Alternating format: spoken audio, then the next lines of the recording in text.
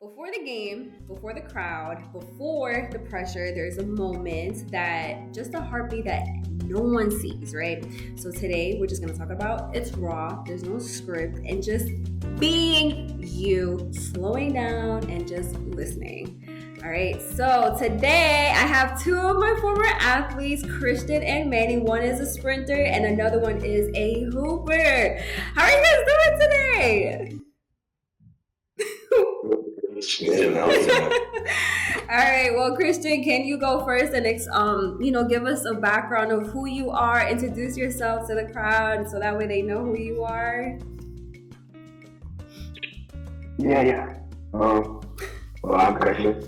I kind of took a break in high school and I started running again my senior year. Then graduated, came to BNCC.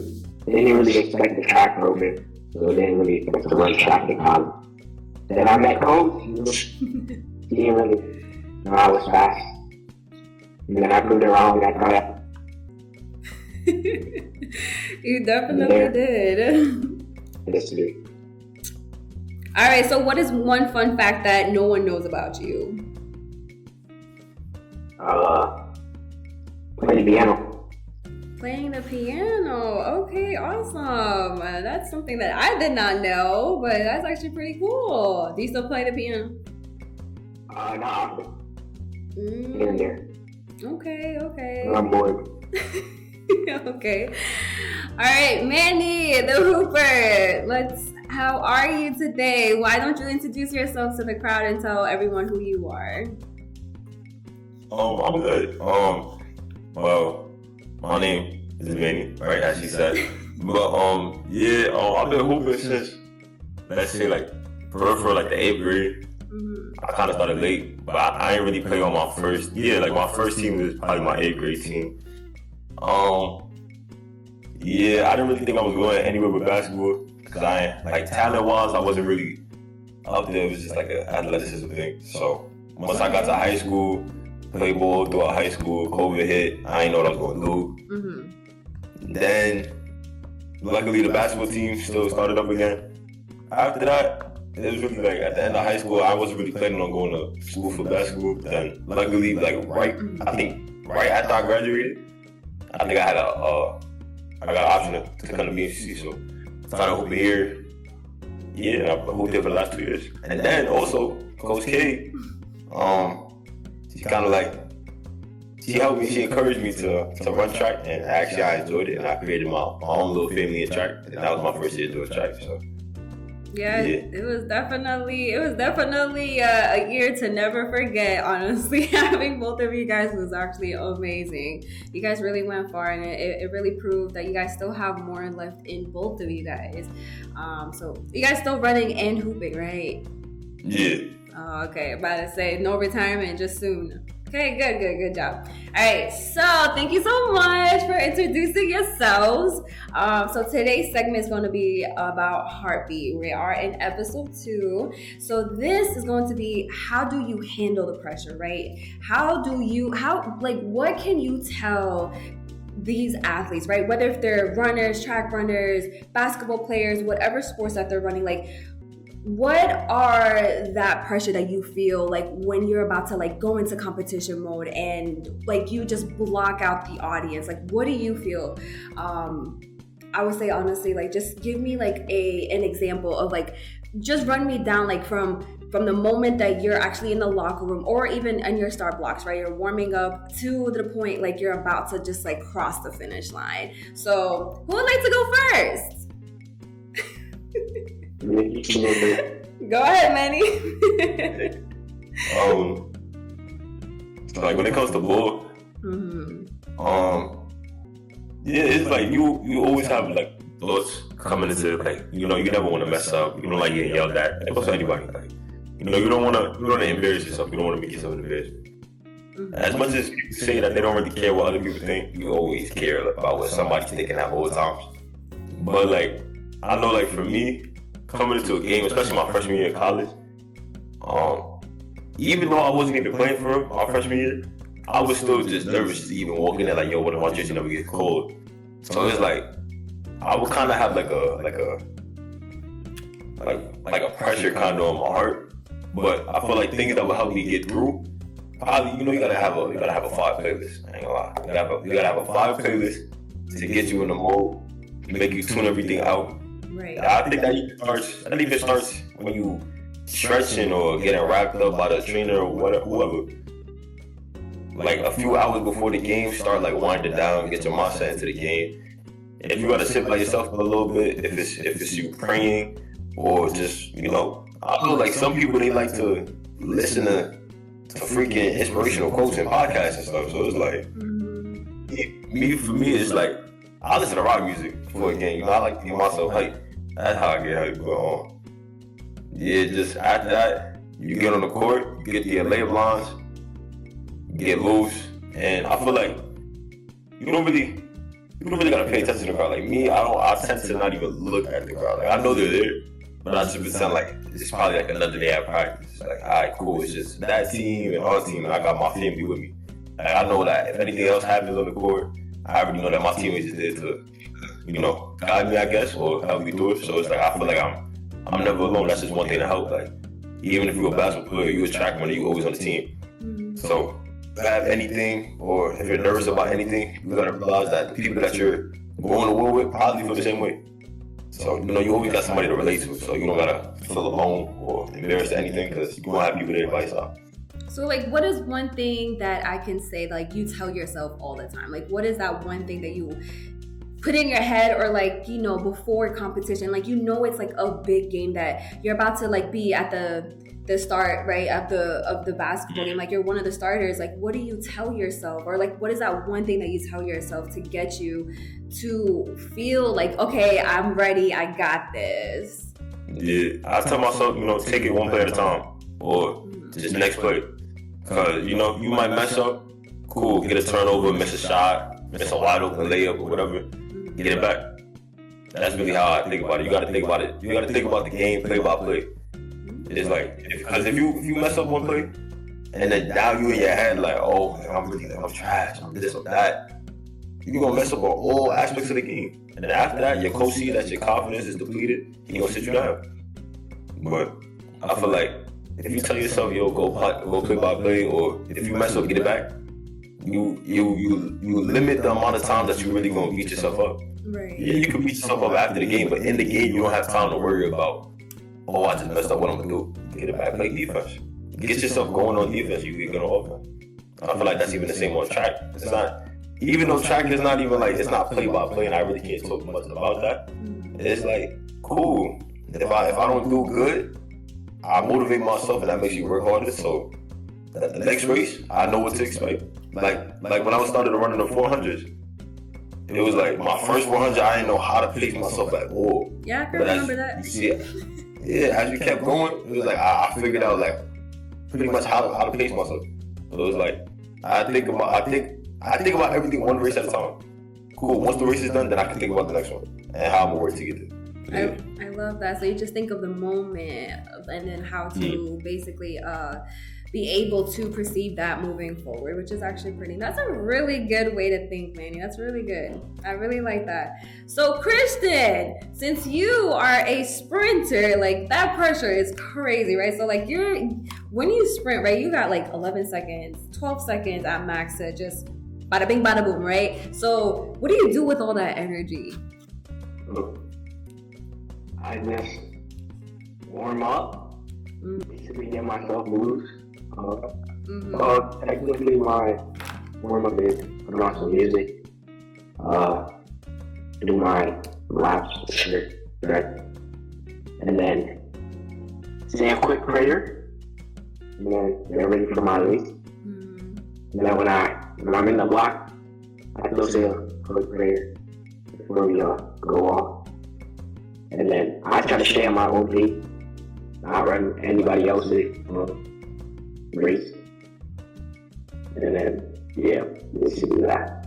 Okay, so like, what is one thing that, like how I asked Manny, right? So like, what is one thing that you tell yourself every time, like, you're about to start a race, whether if it's for a conference or like, like you're about to, like for a fact that like this, like remember last year, this was your last moment to qualify for nationals? Like, what was that feeling that you needed to do, or like be able to control that in order for you to gauge that energy and be like, okay, we got to make this happen?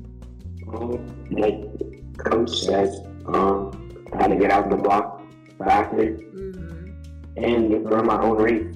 Don't try to like look back around my surroundings and just run your race, basically. Okay. So that's just all honesty, correct? Yes, this is all honesty. All right. Yep.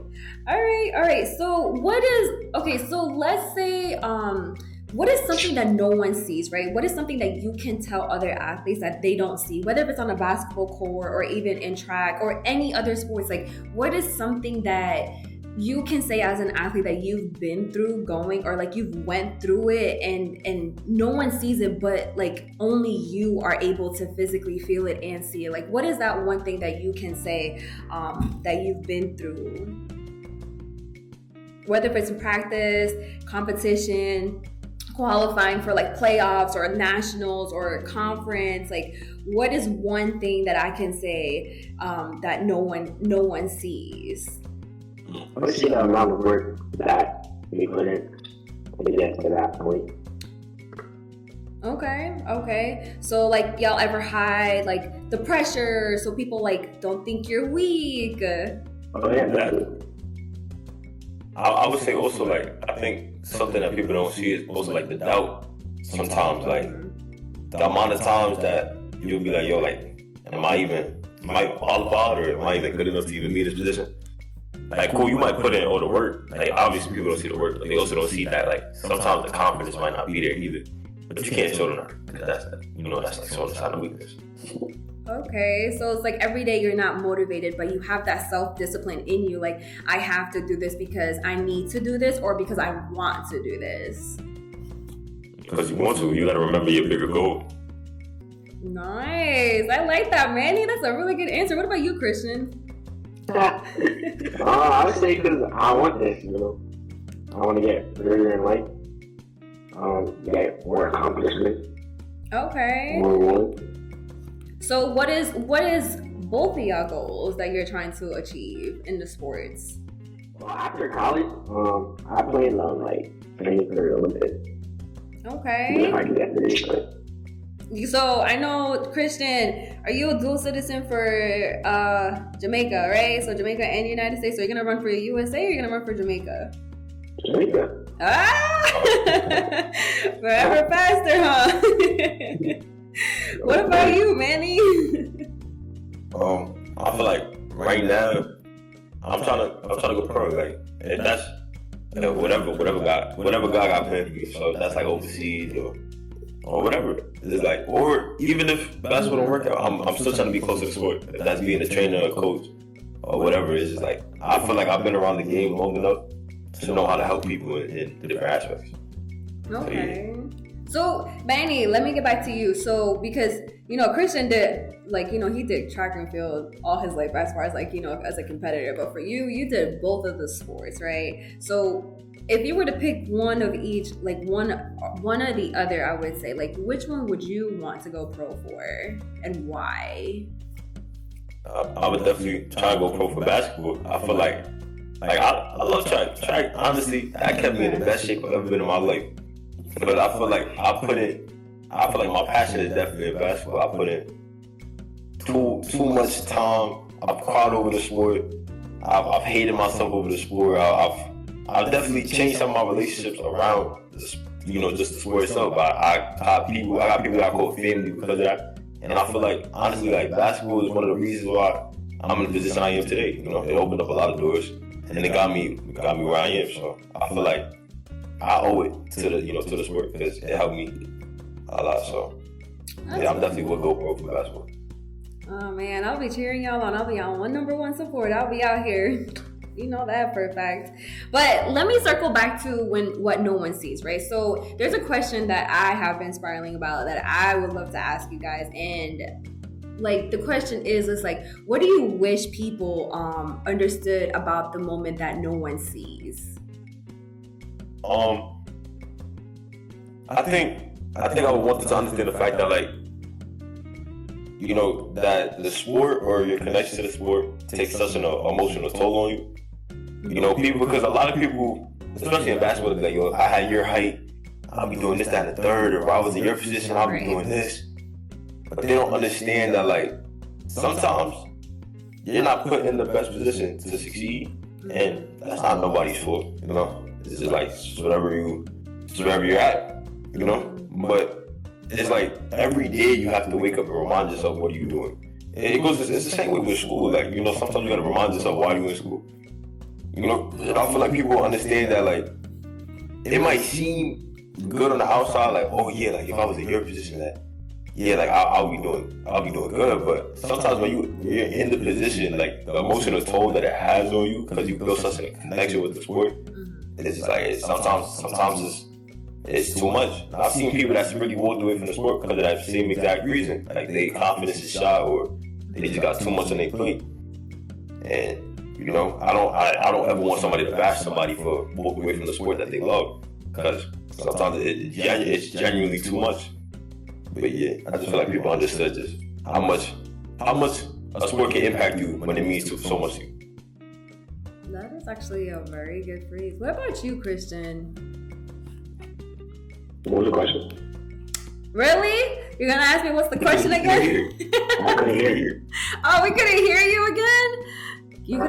Okay, so I was asking, so the question was, what I was asking Manny is, what do you wish people understood about this matter? Like, you know, understanding that pressure that no one sees but you. Like me said, you know, people going on like what you have, they don't really see like the behind the scenes, so they don't see the work, they don't see what you go through, the pain. Okay. So, is there something that I can say, right? So when you guys are in when you guys are in a locker room, or, you know, vice versa, Christian, you're like basically sitting on the bleachers waiting for your event to be called, right? In the moment, like once you know for a fact that you're about to go off, like what goes through your head? I kind of just blocked out like my feelings. Like I just tried to lock in, looking at my race. Yeah, I'm gonna run the race. I'm gonna pace myself for that race. And then try to remember the basics. Okay. What about you, Manny? I feel like it's the same as what Christian said, you know, because usually when you're in the locker room, you either got like, you know, the scouting report or the game plan on the board or whatever. So I feel like before a game, and if once I'm already in that mode, I'm focusing on my assignment for the game. Cause usually like I'm guarding the team's best player, so it's like I'm focusing on what's their tendencies, but like you know where they like to shoot, stuff like that, how he wants us to play defense, how he wants us to rotate or whatever, and just you know stuff like that. Because once I focus on you know what I gotta do, I don't really have to think about anything else.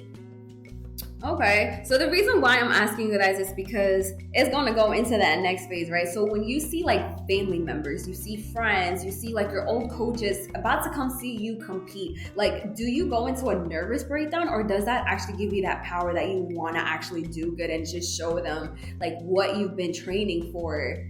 So like sometimes, you know, athletes, they can't take that pressure, right? Like, oh my God, there's so many people here. I won't be able to do this. There's like so many people that is so much better out there that is better than me. But again, you know, what makes you different than them? So like, does that break you down, or that gives you that energy that you're able to like, okay, I got this. I got that support. I'm able to do it. I'm here. For me, I try to, my family or anybody comes to me, I try to like show out for them, you know, tell them what I was training for, like that they don't send me to practice for nothing, no reason. Just do that. And then if I know someone's like faster than me, I don't let that break me down. I just run my race. Okay. Yeah, that's a fact. I feel like when my family's at the game, you gotta put on the show. You know, you gotta show them, like Christian said, you gotta show them why you at practice every day. Why I'm coming home at 12 in the morning. You know, so they're not thinking I'm outside doing whatever. I'm actually in the gym, you know. And I feel like also too, like my family and my old coaches is there. It's like I know they're gonna cheer me on whether I mess up or not. So it's like I feel like that helps more than just having a regular crowd. Because now it's like, if I get a turnover, I know they telling me, I know they like, yeah, come on, like you can get it back. So it's like that just puts extra, that just puts like a battery in my back. And also when I feel like, you know, the person in front of me is like a little bit more talented, or they got that little edge over me, I don't let that shut me down. Honestly, I look at it as a challenge. You know, it gets my game better by playing somebody who's better than me. So, okay. Yeah, I always learn something new. So we have one sprinter who is basically fast and locked in, and then we have a hooper who is just always thinking 2 plays ahead, basically, right? All right. So let me ask you this then. So what if you lose? What happens? And like nothing goes as planned.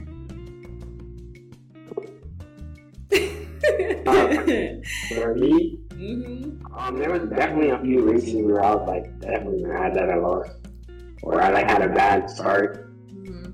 There's one race where I had a bad start.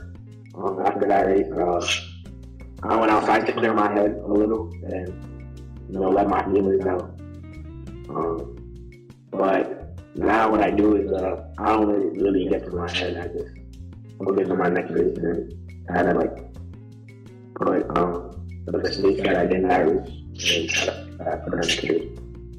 So like, but inside you, Christian, right? So like, I know this, right? Because I used to coach you, so I see the outside, right? But when you go home and like you really think about it, like what's something inside your head that drains you? But like, dang, like why did I even do this? Like what goes through your head at night knowing that it's going to be able to get you back up in the morning and you're able to like come to training and practice and go into that race knowing that the fact that this last race was just a bad race, right? So like what do you feel? Like I need you to dig down deeper. What do you feel when you go home after that bad race? And like I know you come to the point where like I'm like I just don't care about the time. Don't worry about it. You're gonna be okay. But then going back home is just a whole different Christian. You gotta be honest. I need you to let it out. Yeah, let it out. It is like video footage. I like look back at it and see what I could work on for the mistakes. And I just reflect on it, like look back at it, and then for my next race, fix my mistakes. Okay. So Manny, this goes to you too. So now knowing that the fact that you're a hooper, like tell us, like, what do you feel? Definitely, like, after a loss, especially when it's a game that you could have won, and you always beat yourself up for like the first, like, as soon as you get up that court, you beating yourself up in the locker room while you getting dressed, you beating yourself up, when you go home. But I feel like, it gets to a time though, like after you done beating yourself up, it's okay to be upset with yourself. It's fine. It's okay to be upset with your environment. It's totally fine. But my thing is, now you got to use that as motivation. Like, cool, like I've said before, especially with the races, because now, like going to track, I was not good. This was my first year. I'm trying. So there, that especially, like that was like a very like humbling moment. Because me thinking like, I'm fast. I'm thinking I'm fast. And then you got people who really do this for a living. So now it's like I'm coming in, I'm getting cooked. Like you can't really like. You can't hone in on it too much because now it's like, all right, now you gotta put yourself in I just got here. There's people that really do this for a living, so now you can't beat yourself up. Now it's like, all right, if I don't want to feel like this anymore, I gotta put in work. Same thing goes for basketball. If you don't want to feel like you get cooked every possession, if you don't want to feel like you're losing every game, maybe take your practices more seriously. Maybe start challenging your teammates. Start holding people accountable, stuff like that. So maybe start holding yourself accountable. Stop getting into bad habits. If it's eating, if it's not going to sleep at a nice time, or So yeah. That's really interesting. So I'm gonna actually share a very funny moment of both of you guys that I can never forget. Right. So Christian, the first day that I met you, And I told you, if you're gonna run track, you're like, yeah. And then I was just like, all right, do you have spikes? I was like, but are you fast enough? You're like, I know I'm fast. I was just like, whoa. I was like, okay, I have a confidence person. And you really showed out. Like, I was so surprised. Like, it wasn't the fact that I wasn't doubting you, but you really put everyone to shame that day on tryouts. I was just like, he's not even going full speed. Like, what? But then we had one person that was there. Do you remember who it was, Christian? Yeah, it was actually he's the one that gave me that competition. But it was actually pretty cool though, which I really liked. So the fact that you had that self-confidence was really amazing. Like I've seen that in you, which is good. Manny, on the other side, I really enjoyed actually tricking you that the fact that you didn't make it to the team and you actually did after vomiting for so that first day of trying. I was just like, sorry, you didn't make the team, and you were so sad. It was like a small little puppy. I'm like, and then all of a sudden, I just got you on there, so it was pretty cool. But then I think there was another funny moment of you, Manny. Do you remember during basketball season, you ran into a wall? Oh, see, that's where this is from. I was just trying to that was not funny because that was championship day, and I did not play. They put me in concussion protocol. I was chilling. I was good. I just didn't stop bleeding. What happened though? Like, what made you like? What happened? Like, why did that happen during the championship game? Weren't you supposed to be a starter too? That was too. Basically, you know, we had shoot around at our school, and so we had a little time to go get food and do whatever.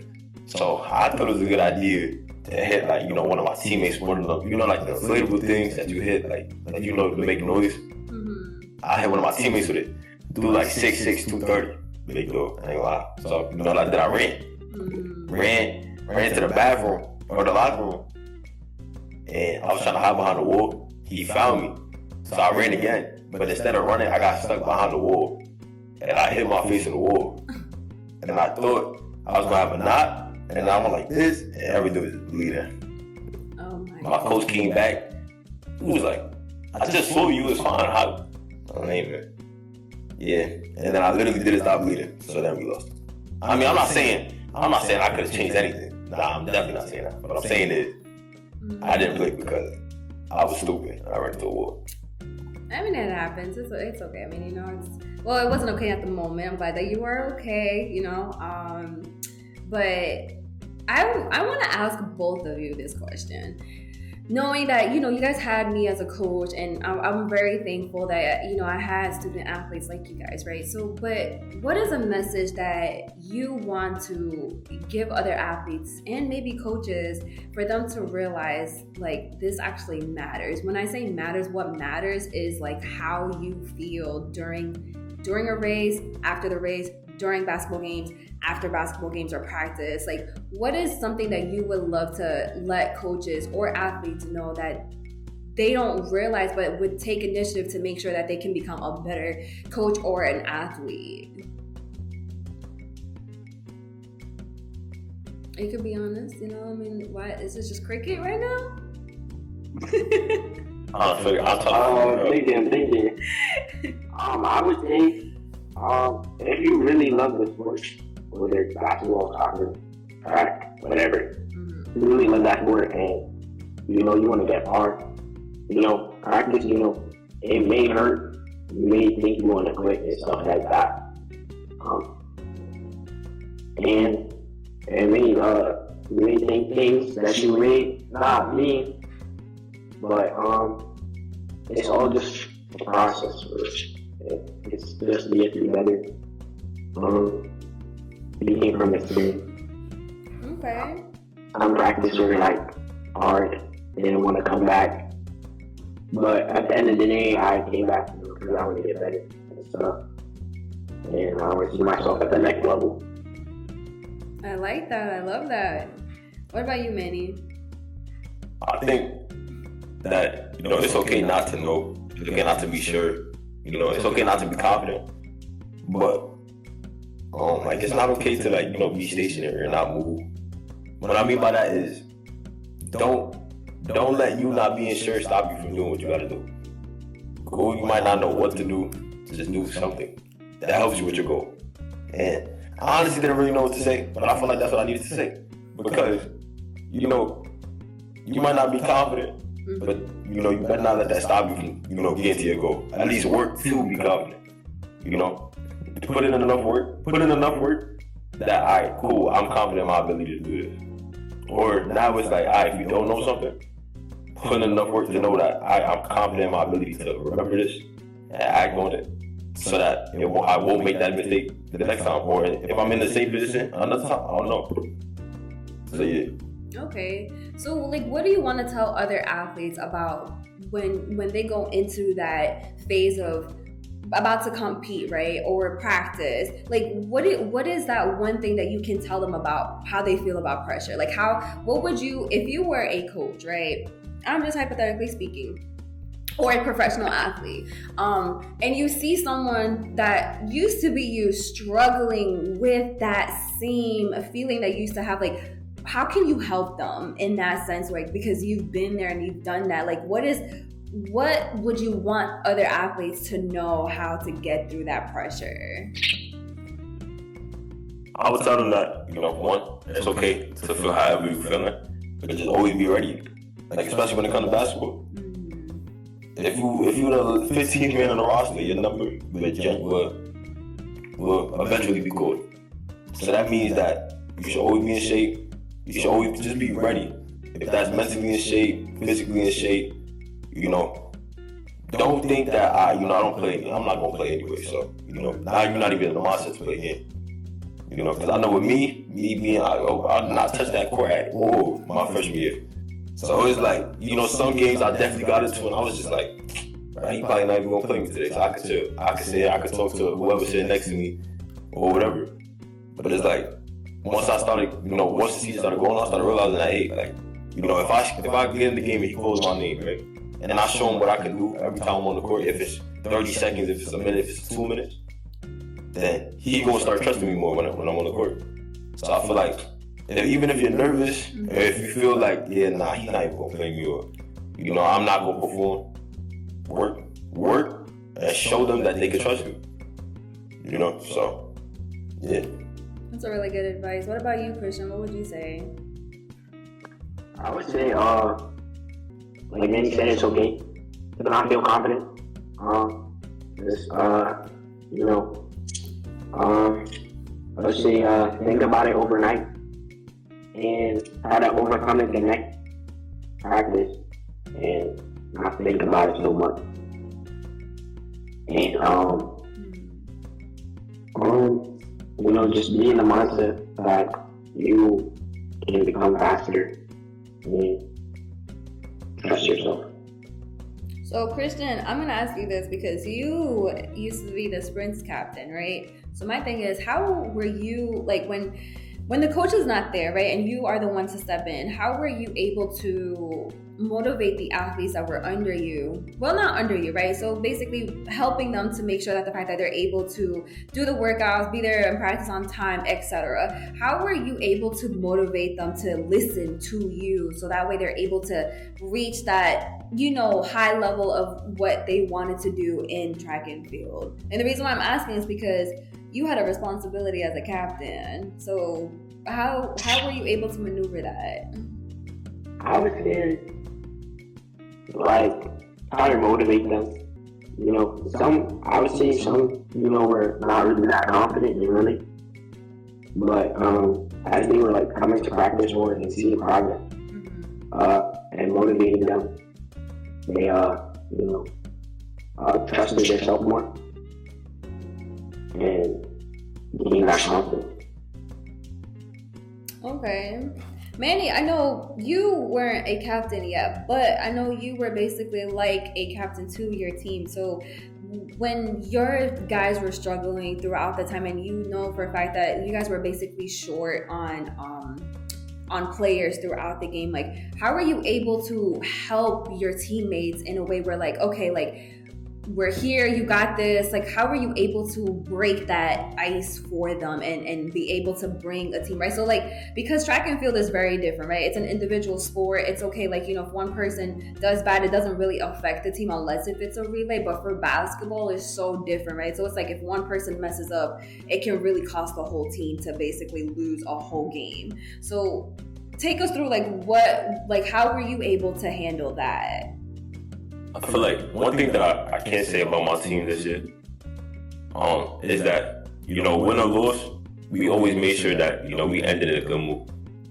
So it's like we made sure that that loss was not going to eat us up to the next game. Every game we came into it with a new mindset, and I feel like, you know, I was part of that. You know, I kind of upped the locker room, you know, mood a little bit, and I feel like I might not be one of the most talented players, definitely not, but I feel like just my work ethic. Like I make sure that at practice I push players. No matter if I'm hurt or whatever it is, if I'm not feeling good, I make sure that I'm still encouraging my players at practice. If it's somebody who's been here both of these 2 years, if somebody who's been here that's just a freshman, I make sure that I let it know that I'm here for you. If you have any questions, if you need anything, if it's even outside of basketball, I'm here. And I feel like just making that family, because especially if it's just a smaller team, we all have to, like, you know, actually get closer, just as people. Even if it's off the court, you know, we was always together. So I feel like that's one thing. I feel like making sure that the other person knows that they have your back is gonna make you get through anything. Because at the end of the day, y'all all family. Because you gotta realize too, as a basketball player, you gotta practice Monday through Saturday. You're spending almost, during the season, you're spending more time with your team than you are with your actual family. So it's like, just letting it be known that, yo, like for the time being, for this whole season, I got your back. And I feel like that genuinely goes a long way. Nice. This is very emotional. This is really great. I love this. All right. So if there's one thing that I would love to share with both of you guys. You guys are such great athletes, and you are meant to be even better when you guys grow into the professionalism that you're supposed to do, right? So the fact that I just see what you guys do in the background is what motivates you as an athlete and as a person outside of that sport in order for you to grow, right? But people don't realize you guys go through personal problems as well, right? Like outside of sports, you go through family, through whatever it is, like whether like outside of school and everything. So to bring that into sports, does it distract you or does it help you motivate you to where it just kind of humbles you and wanting to get out of that environment that you're supposed to be in? What would you guys say? I say it motivates me. In what ways? Trying to get a better lifestyle for my family.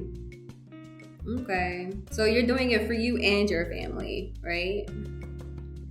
Okay. What about you, Manny?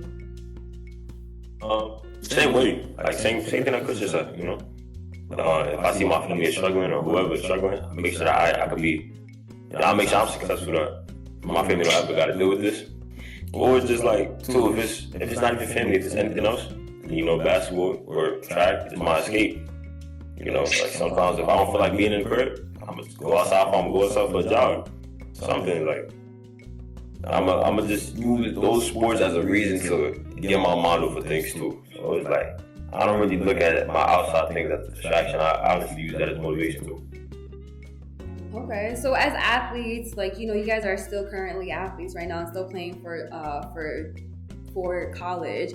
Have you ever had that feeling where you're about to lose a love for the sport? You do? Okay. So yeah.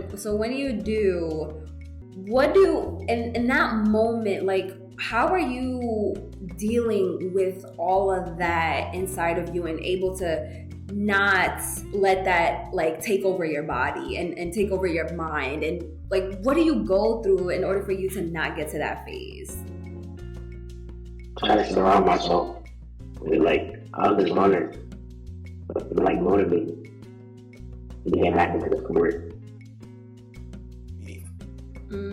Okay. What about me, bro? Yeah, bro, I'll be around you more.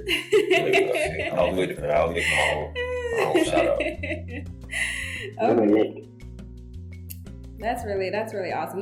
So you guys build like friendship inside of the sports itself. So like you look at other people that are doing different things, but really help and uplifting you in a way where other people just can't, right? Like they're in the same shoe, but in a different sport. Same chaos, but in a different sport, right? Like they're dealing with their own thing, but they're still student athletes. So like, what about you, Manny? Like how are you able to deal with that?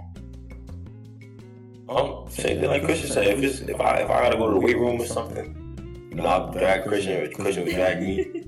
We'll go to the weight room or something. Like, if it's not even Christian, if it's whoever, we'll play basketball. I mean, even if I don't even want to play basketball, I'll probably end up playing basketball anyways. Play with people, like different people, stuff like that. But I feel like also, even when all of that not working, I feel like sometimes you just gotta pray, bro. Because at that point, it's like, you feel like nothing going to work. You just gotta let stuff happen. You gotta let it all fall into place, and everything happen for a reason. So, amen. Amen to that. Amen. I'm glad you guys got each other. I'm really excited you guys have each other. That's really good. I'm so excited for y'all. All right. Well, if there is a final thought that you would like to motivate the next generation to come, and like for people that are seeing you speak right now, like what would you want them to know? Continue pushing yourself and never let doubt get to you. Yeah. Wow. That's Same thing. Just make sure. Man. Make sure that we need another one from you. Can't steal Christians. Now you're elaborating. Exactly. Okay, let me make my own one. Surround yourself with the right people. There you go. So, you got people that will push you to do what you gotta do. That would also, encourage you when you're feeling down. Because people don't understand that, the relationships that you have around yourself will also, like, they can impact other stuff that you do too. So, if you got, people that have the same interests as you, or just people that just want to see you do good in life, that can really help you too. So. Wow, this was actually really amazing. Thank you so much for the both of you guys for being here. Christian, I really enjoyed you giving feedbacks about as a track and field athlete and a student athlete. And Manny, thank you so much for also being here as well as a track athlete, maybe part-time and a full-time hooper. So I'm really excited for you guys to be here. Thank you so much for sharing. This was Heartbeat. You heard mine and you heard theirs. So, please feel free that, that pressure is loud, but the people around you isn't. So thanks for slowing down with us. See you on the next episode. And please subscribe to our YouTube channel. Follow us on TikTok, Instagram, and we are so excited for you to see the next episode to come.